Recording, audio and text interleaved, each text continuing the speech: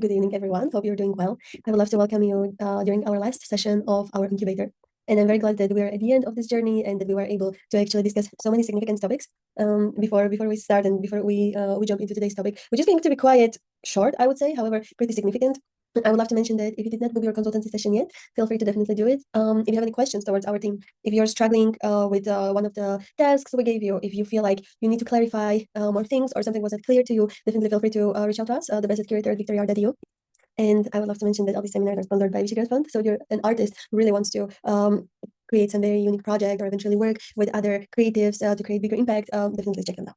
So today's goal is to actually understand a few things. It's about understanding in general the sustainability within creative industry, how art is influencing not only environment in terms like of earth, but as well the social impact, the social environment, and some interesting initiatives you can actually take inspiration from. So if we're talking about ethical aspect in the art industry, art is a very unique thing in general. And it's not only because it's art and it's beautiful paintings and everyone has own opinion. However, art is a strong tool how to express one's opinion without actually telling many words, with only showing something. And that's why art has so much power to influence public opinion and cultural norms.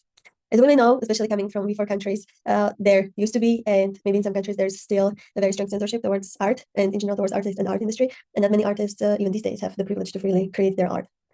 So being an artist means that you are actually a cultural leader and you can be a strong advocate for change.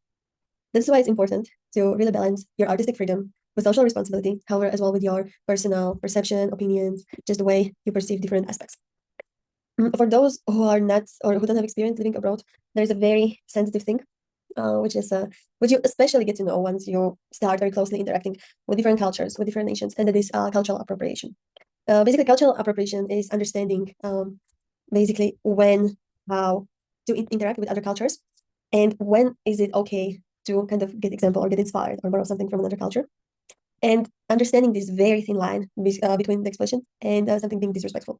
Especially these days, you might hear a little bit more about it. I saw, for example, today, one fashion brand, Reformation, you might know it. They recently launched their fashion collection. I think it's for the summer, and they got inspired by Southeast Asian fashion without actually really kind of communicating it with their clients or communicating it within their campaigns, and it got a lot of backlash. So even when you want to get inspired by certain culture or maybe a certain minority in your country or from wherever you want to get inspired, it's really good to just mention it, just mentioning why you're doing it, and mentioning that, okay, I got inspired by this culture because I believe that this is the value I share with them, or this is why I feel inspired. This is just showing as well the appreciation for that specific culture. It's as well part of educating about their culture. And in order to do it in a good way or in a respectful way, it's very good that you do a research about the culture, like in general, the significance and context. Great example is collaborating maybe with some individuals or communities from the specific culture, maybe doing interview, incorporating within the art, maybe just talking to these people and understanding a little bit more aspects. And of course, as I already mentioned, the crediting sources and contributors. I'm going to give you my personal example. Last year, I spent a few weeks in New Mexico. There are quite a lot of Pueblos or Native Americans. That's basically the correct term, but I would say in Europe, we usually use the term Indians, or like in Slavic languages, we use Indians.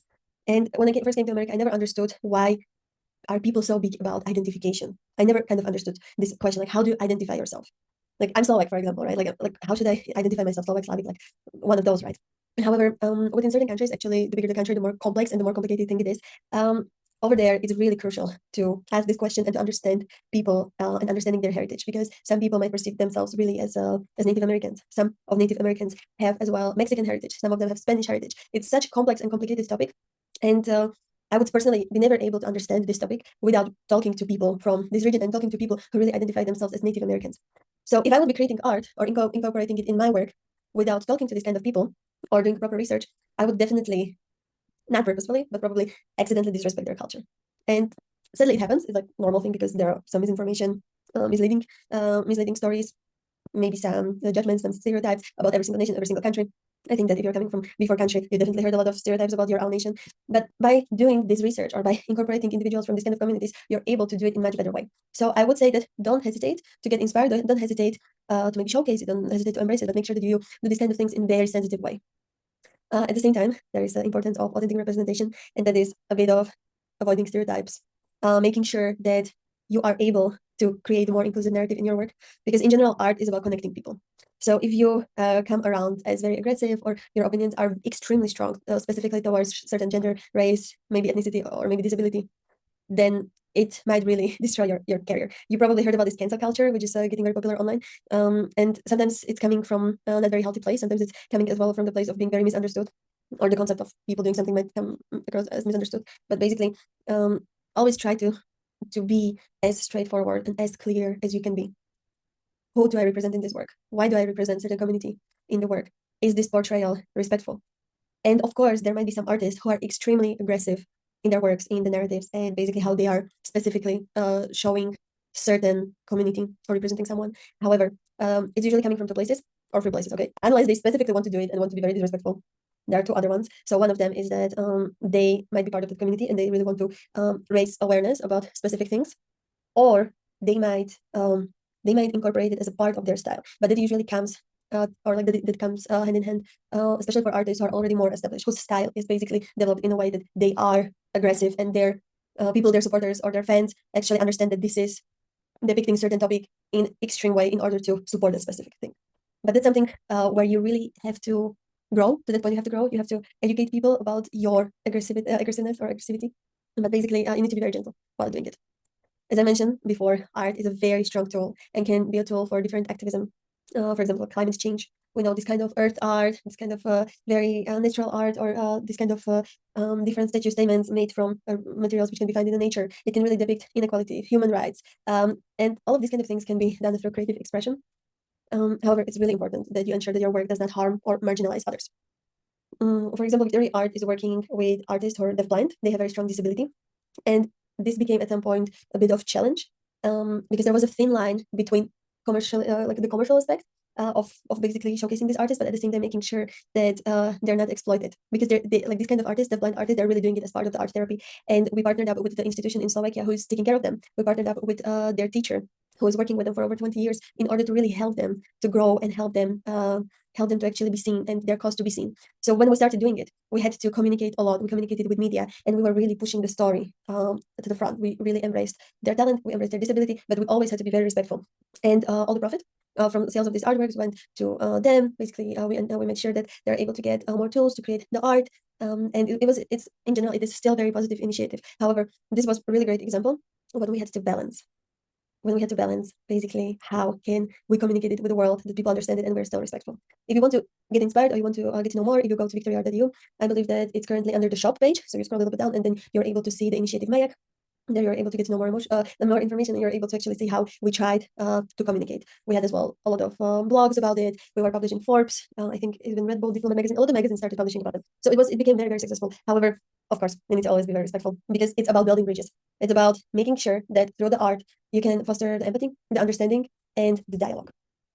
One of the biggest challenges in the art industry, and I believe that all of the people who are going to watch this video will know a little bit about it, is fair compensation. So making sure that artists are paid directly, that artists are credited directly and fairly. And I have to say that even though there's definitely this huge push and this huge advocacy for the fair compensation within creative industry, it's far from reaching its potential. It's far from reaching its balance.